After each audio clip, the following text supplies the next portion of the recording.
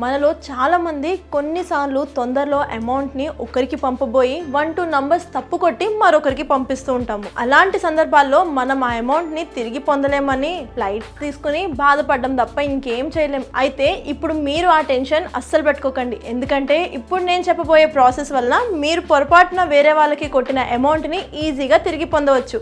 ఇంతకీ అది ఎలా అనుకుంటున్నారా?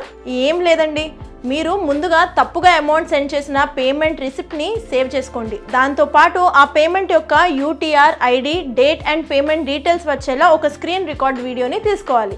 ఇప్పుడు ఆ ప్రూఫ్లని కస్టమర్ సర్వీస్ వాళ్ళతో కాల్ మాట్లాడి వారికి పంపిస్తే మనం చెప్పిన దానిలో నిజం ఉంటే వాళ్ళు వెరిఫై చేసి ఆ అమౌంట్ మళ్ళీ తిరిగి మన అకౌంట్లోకి వచ్చేలా రివర్స్ రిక్వెస్ట్ చేస్తారు. దానితో కట్ అయిన అమౌంట్ మరలా తిరిగి మన అకౌంట్లోకి వచ్చేస్తాయి. అన్ని బాగానే చెప్పావు, కానీ ఇంతకీ మేము కాల్ చేసి ప్రూఫ్ సబ్మిట్ చేయాల్సిన కస్టమర్ కేర్ నంబర్ చెప్పలేదేంటి అని అనుకుంటున్నారా? యాక్చువల్లీ ఇక్కడ మీరు అమౌంట్ పంపిన పేమెంట్ యాప్ని బట్టి మీరు కంప్లైంట్ చేయాల్సిన కస్టమర్ కేర్ నంబర్ మారుతూ ఉంటుంది.